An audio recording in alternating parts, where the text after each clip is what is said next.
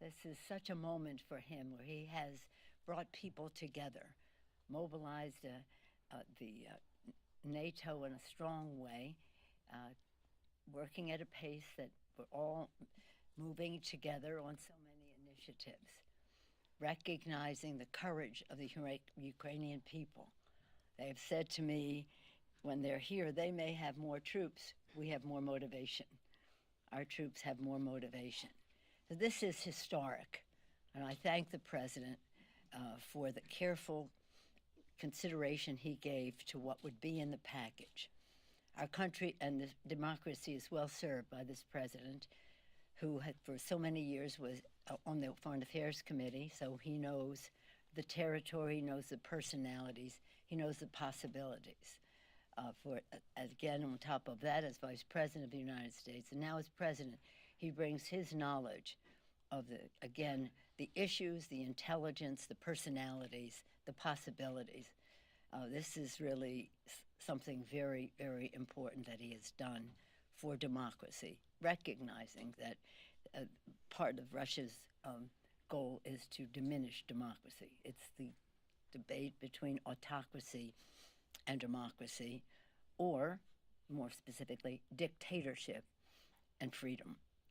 So what we hope to do is, we were ready with our Appropriations Committee to start writing as soon as we got the numbers from the Office of Management and Budget and the President's announcement made public, and we hope to, as soon as possible, pass that legislation. Some of you were here yesterday when we talked about lower cost at the pump, and so we are proceeding with our legislation in terms of stopping the exploitation of the consumer, price gouging, and the rest. And Congress, Madam Chair, Maria Cantwell, to have her legislation to do the stabilization in terms of prices and the rest. The food prices are affected by the cost of fertilizer, cost of fuel, and the rest. So all of this is about lowering prices at the pump, lowering prices at the grocery store, and putting a very strong, watchful eye on the corporate America, who has a business plan in some instances that is about profits at the expense of America's working families, and also about lowering prices, lowering wages as they raise prices, increase their profits. So much of what is challenging us now in our economy relates to supply chain. When you have lower supply, you have higher cost. And we are so excited about the Competes Act and how we are moving on that. Yesterday, I met with some of the chairs of the committee to be ready, because next week the distinguished leader in the Senate has said that they will be hopefully finishing the motions to instruct next week in the Senate, which will enable us to go to a conference. And we hope to do that as soon as possible. This Competes Act is so important because of chips, and semiconductors. You all know that. It takes 1,000 chips to make a car, 2,000 to make an electric car, for example.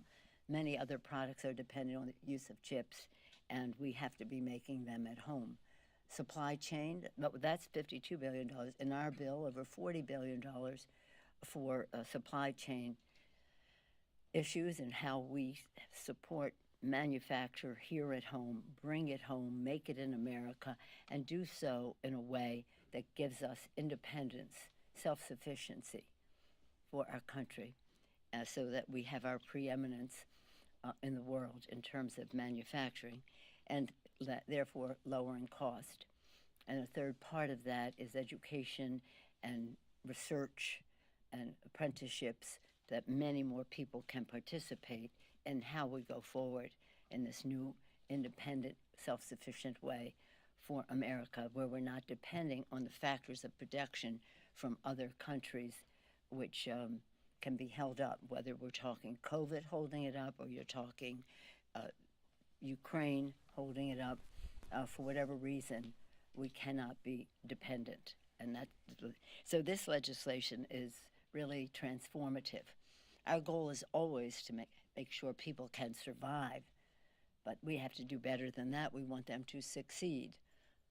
In order for that to happen, we have to be transformative in how we have our public policy in order to work with the private sector, with the nonprofit sector, with the academic world and the rest, to involve many more people in our industrial base and again, in our education, to get us to the place where we were preeminent decades ago. Other countries copied our model of research and academic excellence, and then our jobs went offshore because it was cheaper, and now we're knowing that that was very costly to go offshore. We need to come home. So with that, we have quite a full plate. Ukraine, price at the pump, all a part of lowering cost, and again, competes to take us to a different place. Any questions? Madam Speaker, quick question. What do you make of the recent recordings that showed that Mr. McCarthy, Minority Leader McCarthy, knew that his members were a danger, or they posed a danger, because since then he has not wanted to punish anybody from Paul Gosar to Martin Luther King, but the recordings clearly show that he knew that these people posed a threat. You know, we're here largely as legislators. That's what I love about this place, because we legislate to make law, listen to the people, make laws that meet their needs, to improve their lives. What you're talking about, I'm not going to comment on, except to say this. It was interesting to me that the leader talked about the concern that he had, if in fact those were his words, which that's up to you to decide, that he was concerned about his members causing danger here. And at the same time, complaining that we have magnetometers to keep guns off the floor of the House. It just seemed inconsistent to me, especially now that one of his members was seen taking a gun into an airport. I thought you were arrested for that, tried to take a gun on a plane. I guess his member was treated differently. Yeah. Madam Speaker. Well, I'm not going to spend this meeting talking about Kevin McCarthy's inconsistencies with his caucus. So just understand that. You want to talk about competition in the world, so America is number one. You want to talk about protecting democracy from dictatorship. You want to talk about lowering costs for the American people. I've said what I'm going to say. It's up to them. People have to make a judgment about how the Republicans in Congress hold their members accountable. And they can't say on the one breath, I'm afraid that they're going to cause danger to other members, and at the same time complain about my having magnetometers on the floor of the House. That's all I'm going to say about it. So if you want to waste your question on that, that's up to you. Yeah, yes, ma'am. Madam Speaker, just on HR 40, I was just curious. On what, dear? On HR 40, why hasn't the House yet brought up its bill to set up a commission on reparations yet? And do you plan to bring HR? Oh, sorry. HR 40? Oh, you're talking about that. And what's your question? No, I was just curious, why hasn't the House yet brought up that bill? And do you No, well, I think they're having hearings. It's a bill just to have a study, and it's up to the committees to have their hearing on that. I think people welcome that conversation. Congresswoman Jackson Lee has been a champion on that. Madam Speaker. Yes, Madam Speaker. follow up on your comment, because I know you were referencing the incident with Congressman Cawthorn. Okay, I'm not talking about that anymore, okay? I am not making any comments. Look, you have a concern about the behavior of the Republican conference. I have a concern that they are not here for meeting the kitchen table needs of the American people. My concern about their ethics and their behavior is something the American people and their constituents have to make a judgment about. But if you want to know what keeps me up about them, is that they are just opposed to all of the initiatives that we have to expand Medicaid so many more poor children especially can have access to it, that they oppose initiatives about pensions to ensure that families of these children have security into their grandparents and the rest, so they can have kitchen table concerns about the cost of food.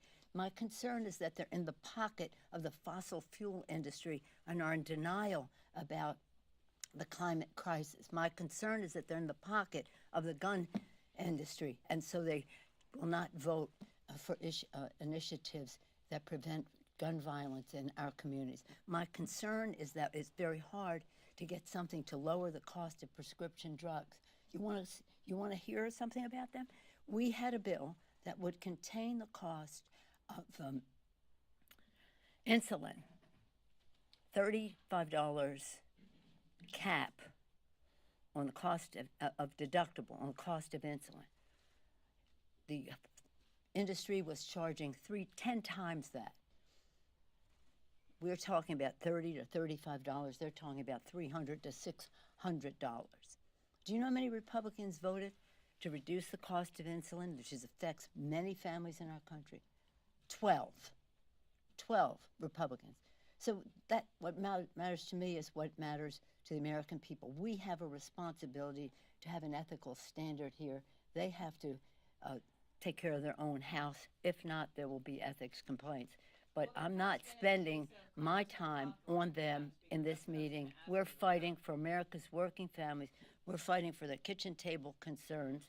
We're not here to talk about books that were written and what would you say the word is? Just total inconsistencies about who was responsible for January 6th. The President of the United States incited an insurrection against the Constitution, against the Congress, against this Capitol. They had their mixed reviews about it, and now they have to deal with their inconsistencies about it. But the fact is, many of them, as the leader has indicated, could be a danger, as he said, and that's why we are protecting the members of Congress. Madam Speaker, on Ukraine. Democrats are siding with Republicans and calling for a vote on Title 42, while both caucuses are largely united on arming Ukraine. So why not split the votes? Well, we haven't made any decision about how we go forward, but let me just say about Title 42, President Biden did the right thing to substitute something that is more effective at the border, to protect our border, and to respect our responsibility to welcome refugees or asylum seekers to our country. That we need a better plan than the Trump administration had in effect. I always like to quote two people. One is the person who represented the evangelical community, the Association of Evangelicals, when he said, the United States program of refugee resettlement is the crown jewel of American humanitarianism. That's what we have to get back to, a place like that. 42 is not in furtherance of that. But we have to have something else. If the president's taking that away and his administration is putting forth a better way to go. The other one that I like to quote, and you've heard me time and time again, is Ronald Reagan.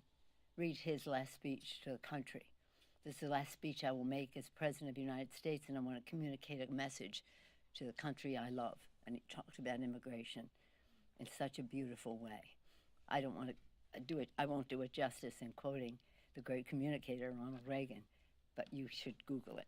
Madam Speaker, on Ukraine, on the Ukraine bill here, and obviously there's talk about maybe putting the COVID money in. You say there hasn't been a decision made about how. Well, I'm all for that. I think it's very important. We have emergencies here. We need to have the COVID money, and we need, time is of the essence because we need the Ukraine money, we need the COVID money. So I would hope that we can do that. This is called legislation, and we'll legislating, and we'll have to come to terms on how we do that. But if they have to drop the price tag, the president reiterated the call for $22.5 billion. There was a deal between Senator Romney and Senator Schumer, a lower figure. Do you see that figure coming back up to 22.5, or? Well, I would hope it would come up to 22.5. But as you described, this is a Senate negotiation, and we'll see what they come up with because it'll be what can pass the Senate. And is Title 42, and it would be paid for. And is Title 42, if it's put into that, or there's a vote on that? Well, is that's that a poison, a different is that story. a poison pill, let's though? see what the Senate. My understanding is that the Senate is working on. I don't know this for sure, but my understanding is that the Senate is working on other language that serves the purpose at the border, but is not Title 42. Madam Speaker, Thank you. last question that's a lot of American people are dealing with is the economy, and we just got the latest numbers Yeah. showing that it dipped slightly. Is this going to have any effect on the 2022 election come November, the midterm? Well, I think this is an aberration. There's plenty other statistics and analysis that have said this is an aberration, and there are many other factors that show that we have growth in our near future.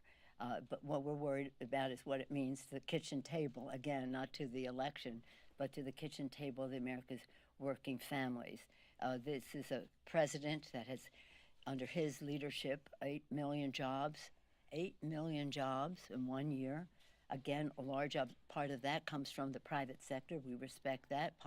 Public, private, nonprofit, public and private initiative, individual initiative, but public policy on the part of Democrats in the Congress, as well as the President of the United States. 8 million jobs, cutting unemployment in half, raising wages.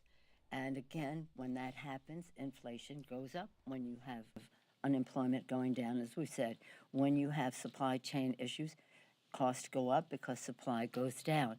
So we have to deal with it. And but I do think that if you read some of the other analysis that has surrounded that, and we want to, this is deadly objective. These are numbers. We think that one of the reasons for that is that our exports are out of balance. There's so much more being imported than exported. And one of the reasons to how we go down a path to improve that situation is to pass the Competes Act, bring it all home, and have our balance of trade be much more favorable to our country. That is another aspect of that figure, 1.5% or something was it this morning, and I saw that. But I also constantly read about this, and including this morning, as to those who have said, don't read so much into that. That's for then, but we will do better. We will have growth. And again, this competes, hopefully will be overwhelmingly bipartisan. It certainly was bipartisan in the committees where it was written in the House and in the Senate, although the Republicans didn't want to give us a vote on it on the floor. We got one Republican vote, but nonetheless, strong support in the committees where the legislation was coming out of science, space, and technology and the rest. I think a disagreement about whether we need chips, perhaps in one of the committees, but I think everybody knows that we need chips. So we have to, we can't ignore any of it. We can't ignore inflation. We have to pay attention to it. We watch those numbers and see what feeds into it. Is it the trade issue or what? Supply chain, how do we address that? Chips is an answer to a number of those. Thank you all very much. Have a good weekend. Thank you.